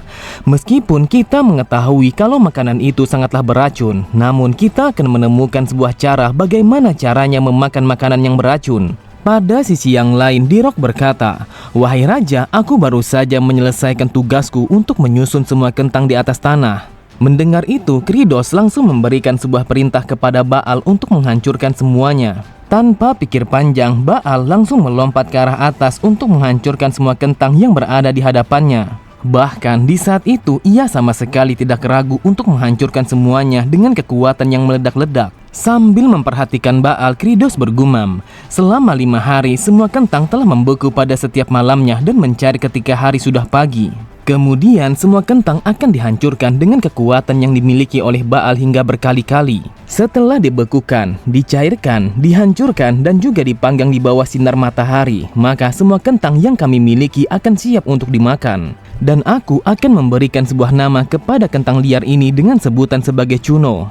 Kemudian Kridos meminta kepada Zephyros agar mengumpulkan para pekerja pembuat kompos untuk menghadap kepadanya. Setelah berkumpulnya para pekerja, sambil berteriak Kridos berkata, "Ini adalah waktunya untuk beristirahat dan juga makan siang. Akan tetapi setiap orang dari kalian hanya boleh mengambil 2 kentang karena kentang yang kita miliki sama sekali tidaklah banyak." Tepat di sampingnya, Zephyros berkata, "Wahai sang raja, bukankah kita masih memiliki cukup kentang untuk dibagikan kepada mereka?" Kridos pun berkata, "Aku begitu ragu apakah kita akan bisa memberikan makan kepada para iblis karena pasokan yang kita miliki sama sekali tidaklah banyak. Namun kita akan menggunakan sisa-sisa kentang itu untuk kita tanam dan melipat gandakan semua kentang yang kita miliki menjadi ribuan kali lipat." Terlihat semua pekerja yang menerima semangkuk kentang sama sekali tidak berani untuk memakan secara langsung. Mereka bertanya-tanya apakah benar kalau kentang itu benar-benar akan bisa mereka makan. Mendengar mereka yang begitu ragu untuk memakannya, Dirok berkata, "Bukankah sudah aku bilang kalau sang raja sudah membuatnya menjadi aman? Bahkan Flute telah memakan ini sampai kenyang." Sambil menunjuk kepada Kridos, orang yang di sampingnya berkata, "Lihatlah sang raja, apakah wajah itu adalah wajah seseorang yang rela memberikan makan gratis begitu saja kepada kita? Aku yakin dia sangat berharap kalau kita akan mati di tempat ini." Akan tetapi Dirok sama sekali tidak ingin menghiraukannya, dan dia langsung memakan kentang itu untuk menunjukkan kepada mereka kalau makanannya sangatlah aman. Di saat itu mereka langsung terdiam ketika melihat Dirok yang mengunyahnya. Bahkan mereka merasa gugup apakah Dirok akan mati setelah menelan kentang itu. Setelah menelannya sambil berteriak, Dirok berkata, "Wahai Yang Mulia, aku mengucapkan rasa terima kasihku kepada Anda karena Anda telah memberikan makanan yang selezat ini kepada kami dengan sukarela agar kami tidak kelaparan." Seketika itu juga semua orang yang ada di sana langsung memakan kentang itu dengan sangat lahap karena mereka sangatlah kelaparan. Dan ini adalah pertama kalinya mereka memakan sebuah makanan yang sangat layak untuk mereka makan. Pada sisi yang lain, Dirok bergumam, "Jujur saja, aku sama sekali tidak menyangka kalau sang raja telah memberikan kami makanan yang layak sehingga membuat kami menjadi bersemangat untuk hidup lebih lama." Setelah memakan Cuno, mereka semua langsung bersorak secara bersamaan untuk menggaungkan nama Kridos dengan kebanggaan yang sangat tinggi sebagai raja mereka. Namun Kridos sama sekali tidak menyukai sorakan itu karena ia menyadari kalau itu adalah sebuah sorakan yang sangat mirip dengan iklan pencahar perut.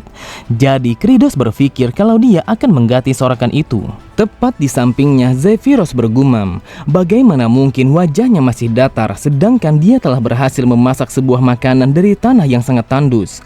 Aku berpikir kalau dia benar-benar akan bisa menghentikan sebuah tragedi yang disebabkan oleh kelaparan. Terlihat sebuah notifikasi telah muncul di hadapannya. Di sana dituliskan kalau beberapa pasukan iblis telah merasakan kebahagiaan perut kenyang. Oleh sebab itu, Kridos langsung mendapatkan 50 happy point sebagai imbalannya. Melihat notif itu, Kridos bergumam, "Ini adalah poin yang aku inginkan karena aku mendapatkannya dengan jumlah yang sangat banyak. Tetapi aku masih bingung statistik apa yang sebaiknya aku naikkan. Itulah sebabnya aku berpikir kalau aku akan menimbun semua poin yang aku dapatkan dan menggunakannya di lain waktu." Terlihat Kridos langsung melemparkan pandangannya kepada Zephyros saat mendengarnya yang berkata, "Kelompok para petani, dengarkan aku baik-baik. Setelah kalian menyelesaikan tugas ini, maka sebarkan berita ini kepada semua orang kalau ada makanan layak yang telah tumbuh di tanah kita. Kemudian siapapun dari kalian yang membawa kentang liar ke tempat ini akan mendapatkan tiket makan yang bisa ditukarkan kepada Cuno." Mendengar perkataan Zephyros, Kridos bergumam, ternyata orang ini memang sepintar yang dilihat. Meskipun dia adalah orang yang sangat menyebalkan, akan tetapi dia adalah orang yang paling berguna. Setelah beredarnya sebuah berita yang disebarkan oleh para pekerja, terlihat para iblis yang berada di dalam desa langsung bekerja dengan sangat keras untuk mendapatkan kentang liar yang berada di gurun itu. Pada sisi yang lain, Hartok sama sekali tidak berhenti untuk memproduksi Cuno yang siap untuk dimakan. Dan di saat yang bersamaan, Sirgi telah bekerja dengan sangat keras untuk menciptakan kompos dengan kekuatannya. Kemudian Kridos langsung memerintahkan kepada para pekerja untuk membawa Asurat ke tanah lapang karena ia akan memberikan nitrogen ke dalam tanah. Lalu ia pun memerintahkan kepada mereka untuk menancapkan tiang Asurat ke dalam tanah agar ia bisa berdiri dengan kokoh. Sambil melancarkan serangan petir kepada Asurat, Kridos bergumam, "Mereka semua telah bekerja dengan sangat keras dan aku harus melakukan hal yang sama, yaitu untuk memberikan nitrogen ke dalam tanah." Setelah nitrogen dan juga kompos telah diselesaikan, maka yang harus aku lakukan saat ini adalah untuk melanjutkan ke tahap berikutnya. Saat ini kita akan menyebarkan komposnya secara merata kepada seluruh lapangan. Akan tetapi bagaimana caranya kita bisa menyebarkannya karena lapangan ini sangatlah luas. Dan ini adalah pekerjaan fisik yang sangat brutal karena para petani hanya memakan kentang dengan jumlah yang sangat sedikit. Bahkan keempat jenderal sudah pasti akan teler jika dia bekerja selama 24 jam tanpa adanya diberi makan. Tepat di sampingnya, Asurat berkata, "Dasar bajingan, mengapa kau tidak membunuhku sekarang juga?" Akan tetapi belum sempat ia melanjutkan kata-katanya, tiba-tiba saja Kridos langsung memberikan sebuah serangan kepadanya. Lalu Kridos bergumam, "Dengan luasnya area ini dan juga sedikitnya para pekerja, sepertinya aku harus menunggu lebih lama." Beberapa saat kemudian, sesampainya di dalam istana, Kridos berkata, "Apakah kita sudah meminta bala bantuan secara resmi kepada para penguasa keempat zona?" Zephyros berkata, "Saat ini kami telah memberikan sebuah perintah untuk menghentikan serangan dan menyediakan sebanyak mungkin para pasukan untuk bertani. Lalu di saat yang bersamaan kami pun telah mengirim utusan kepada para penguasa yang bertanggung jawab untuk menguasai setiap zona. Akan tetapi sampai saat ini tidak ada satupun dari mereka yang merespon pesan kita." Mendengar itu, Kridos bergumam, apakah mungkin kalau sang pengirim pesan telah pingsan karena dia kelaparan? Jika situasinya tetap saja seperti ini, maka penyebaran kompos kita sepenuhnya akan gagal. Cerita berpindah pada sebuah tempat yang dikenal sebagai tebing kematian, dan itu adalah zona pertama yang berada di bawah kekuasaan sang Raja Iblis. Lalu tepat di dalam ruangan sang penguasa, terlihat Pikamir langsung berlutut sembari berkata, berdasarkan sebuah laporan para pengintai, sang raja telah memulai bercocok tanam agar ia bisa memberi makan kepada semua iblis. Dan sekarang dia telah berhasil menghasilkan sesuatu yang dapat mereka makan. Mendengar laporan itu, sang penguasa berkata, ternyata bajingan itu telah membuat sebuah pergerakan yang seperti ini karena dia begitu takut kepadaku. Semakin banyak para iblis yang mati, maka semakin besar kekuatanku akan bertambah. Jadi dia berencana untuk menunda peperangan dengan mencegah kematian akibat kelaparan. Hal itu ia lakukan untuk menekan pertumbuhan kekuatanku. Diketahui kalau sang penguasa zona 1 bernama Saratul, dan dia adalah seseorang yang dikenal sebagai ayah dari para hantu. Saat mendengar Saratul yang bertanya apakah mereka telah mengatasi para pengirim pesan yang menuju ke zona lain, Pikamir berkata, saat ini kami telah berhasil mengatasi mereka, sehingga para penguasa yang lainnya sama sekali tidak mengetahui tentang sang raja yang sedang bertani. Saratul berkata, para iblis harus mati kelaparan pada setiap harinya dan mereka harus menjadi makananku dan juga pasukanku. Lalu setelah semua iblis telah mati, maka aku akan membunuh Kridos dengan menggunakan kekuatanku dan menjadi raja iblis yang selanjutnya. Kemudian dengan tatapan mata yang tajam, Saratul langsung memberikan sebuah perintah kepada Pikamir untuk menghancurkan segala sesuatu yang berhubungan dengan pertanian. Beberapa saat kemudian, ketika hari sudah semakin malam, terlihat Asura telah mendengar seseorang yang berjalan ke arahnya. Dan ternyata orang itu adalah Pikamir. Ia berkata, dasar bajingan, apakah Kridos dengan sengaja meninggalkan mayat hidup sebagai peringatan kepada para iblis yang mencoba untuk membantahnya? Akan tetapi Asurat, kau sama sekali tidak usah terlalu khawatir karena Tuan Saratul sangat menghargai keinginan besarmu itu. Jadi ketika Kridos telah mati, maka dia akan menjadikanmu sebagai tangan kanannya. Setelah mengatakan itu, ia pun langsung memanggil pasukannya yang merupakan para hantu yang telah bangkit dari kematian. Sambil berteriak, Pikamir berkata, dengarkan aku baik-baik, mulai dari sekarang kita akan menghancurkan tanah ini, sehingga mereka sama sekali tidak akan bisa menggunakannya untuk bertani. Mendapatkan perintah itu, terlihat para hantu langsung bergerak dengan sangat cepat untuk melaksanakan perintah tuannya. Lalu salah satu dari pasukannya berkata, wahai tuanku, aku telah menemukan sesuatu yang disebut sebagai kompos oleh para pengintai. Jadi apa yang harus kita lakukan? Mendengar itu, Pikamir langsung memerintahkan mereka semua untuk menyebarkan kompos itu kepada seluruh tanah. Pikamir berkata, kalian semua harus mencampurkan kompos itu ke dalam tanah sampai-sampai tidak ada satupun dari mereka yang mampu untuk menemukannya. Setelah mengatakan itu, ia pun langsung tertawa terbahak-bahak karena ia sangat yakin kalau dia telah berhasil menghancurkan usaha Kridos. Pada sisi yang lain, terlihat Asurat hanya terdiam. Ia sama sekali tidak mengerti mengapa Pikamir dan juga pasukannya telah melakukan pekerjaan yang sangat diinginkan oleh Kridos. Di saat itu, ia teringat dengan apa yang dikatakan oleh Kridos. Kridos mengatakan kalau mereka harus mencampurkan kompos itu dengan tanah dan juga menghancurkannya. Dan itu adalah sebuah pekerjaan yang sangat sulit untuk dilakukan oleh para petani. Sambil tertawa terbahak-bahak, Pikamir berkata, tamatlah kau Kridos, mulai dari sekarang kau sama sekali tidak akan bisa menggunakan tanah ini untuk bertani dan juga memberi makan kepada para iblis yang berada di ambang kematian karena aku telah menghancurkannya. Mendengar itu, Asurat berkata, apa yang sebenarnya mereka lakukan? Apakah mereka tidak sadar kalau mereka dengan sukarela telah membantu pekerjaan bajingan itu?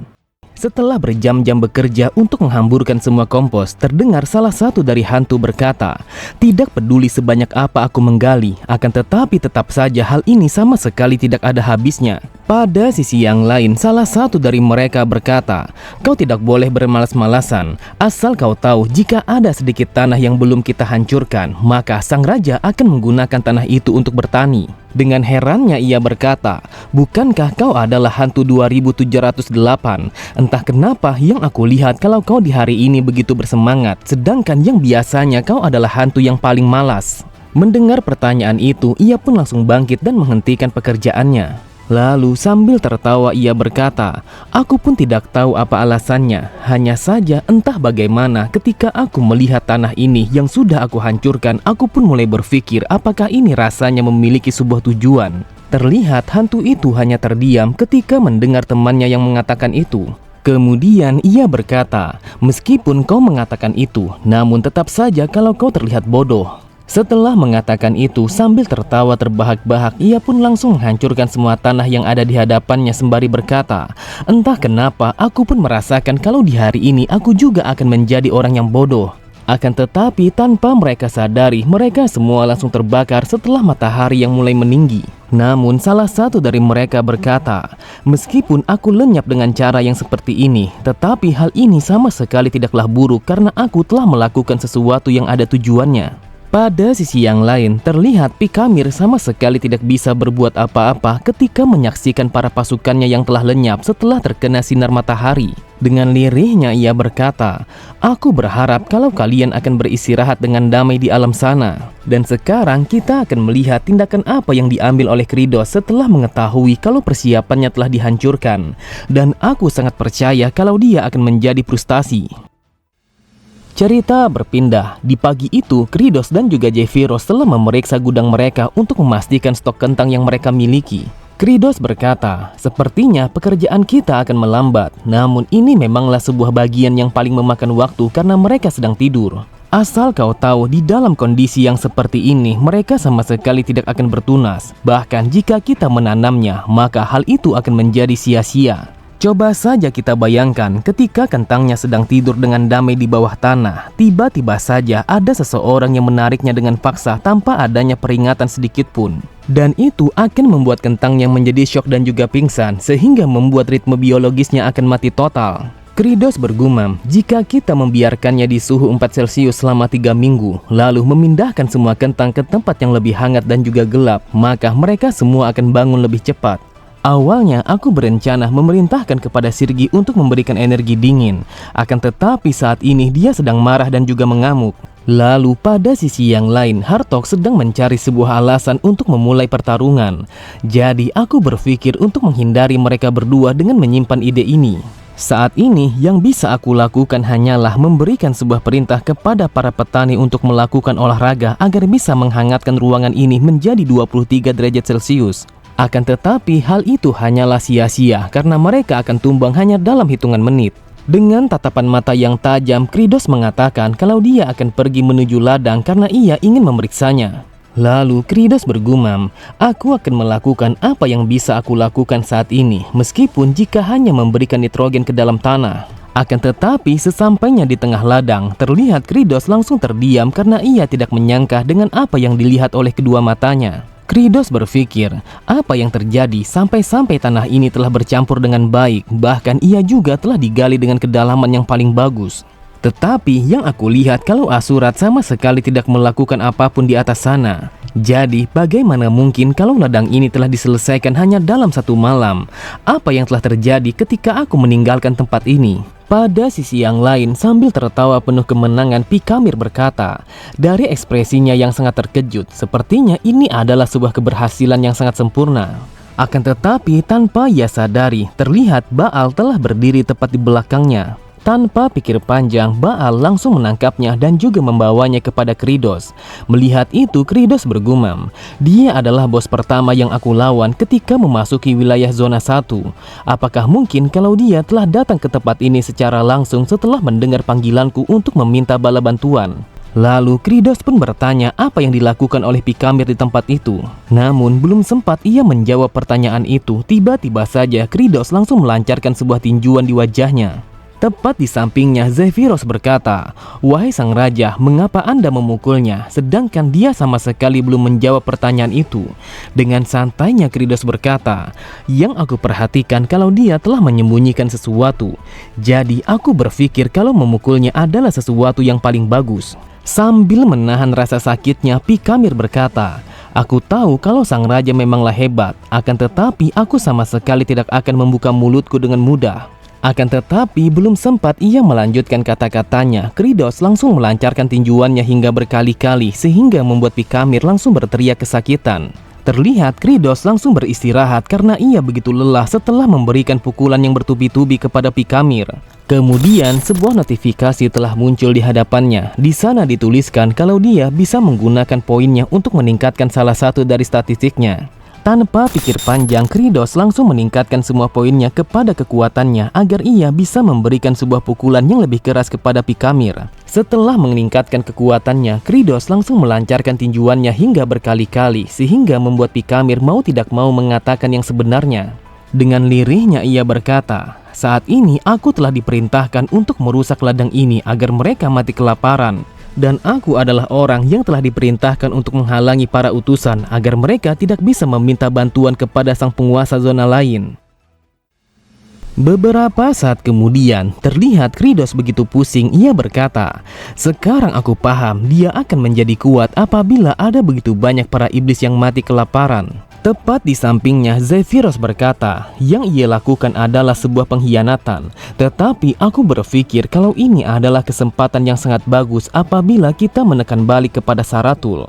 Dan ini akan menjadi sebuah peringatan kepada para penguasa zona lain apabila mereka mengeluh dengan sebuah perintah yang diberikan kepada mereka." Kridos bergumam, apa yang dikatakan oleh Zephyros memanglah benar. Jika aku tidak menyingkirkannya, maka bisa dipastikan kalau dia akan menjadi hama di dalam pertanian kami. Zephyros kembali berkata, "Namun yang menjadi masalah saat ini adalah bagaimana caranya untuk menangkap Saratul karena dia memiliki sebuah kemampuan yang mampu merubah bentuk menjadi hantu." Mendengar itu, Kridos bergumam, di dalam game ini dia akan teleportasi kepada semua tempat yang seakan-akan kalau pergerakannya bagaikan angin. Tetapi jika dia terlalu sulit untuk ditangkap di dalam sarang, maka kita akan memancingnya untuk pergi meninggalkan sarangnya itu. Beberapa saat kemudian, terlihat Flute hanya bisa terdiam ketika melihat Asurat yang terpasung di atas sebuah tiang. Melihat kedatangan Flute dengan tatapan mata yang tajam, Asurat berkata, "Apa yang kau lakukan dan mengapa kau melihatku seperti itu?" Di saat itu, Flute begitu ragu untuk mengatakannya karena dia begitu takut kepada Asurat. Namun Flute langsung menundukkan kepalanya sembari berkata, "Aku tidak menyangka kalau Anda telah mengorbankan diri Anda demi kami. Oleh sebab itu, kami pun telah berhasil untuk menanam makanan lagi. Jadi aku berpikir kalau aku ingin mengucapkan rasa terima kasihku kepada Anda secara langsung." Seketika itu juga Asurat langsung berteriak. Ia berkata, "Dasar sialan, berani sekali kau menghinaku seperti ini. Meskipun kau adalah anak kecil, akan tetapi aku akan mencabikmu dan juga membunuhmu." Mendengar teriakan Asurat, terlihat Flute langsung berlari dengan sangat cepat untuk pergi meninggalkannya karena dia begitu takut kepada Asurat. Kemudian dengan tatapan mata yang tajam, Asurat berkata, "Kridos, ketika aku telah terbebas dari penghinaan ini, maka aku akan mematahkan batang lehermu dengan menggunakan kedua tanganmu." Namun ia pun langsung memalingkan pandangannya ke arah lain setelah mendengar Kridos yang meminta para petani untuk berkumpul di hadapannya. Dari arah kejauhan, ia pun telah melihat sebuah spanduk yang terbentang tepat di atas kepala Kridos. Secara perlahan, terdengar Kridos bersama para petani telah bernyanyi bersama-sama untuk menyambut kedatangan penangkal petir yang kedua. Bahkan mereka semua langsung berteriak bersama-sama karena ini adalah sebuah perayaan atas rasa syukur setelah mendapatkan penangkal petir yang terbaru. Melihat Pikamir yang terikat di atas kayu, Asurat bergumam, "Jika itu adalah penangkal petir yang terbaru, apakah ini artinya kalau aku akan bebas? Jika aku telah bebas, maka aku sama sekali tidak akan disambar petir lagi pada setiap harinya dan ini sangatlah luar biasa." Akan tetapi Asurat langsung terdiam ketika melihat Pikamir yang ditancapkan tepat di sampingnya.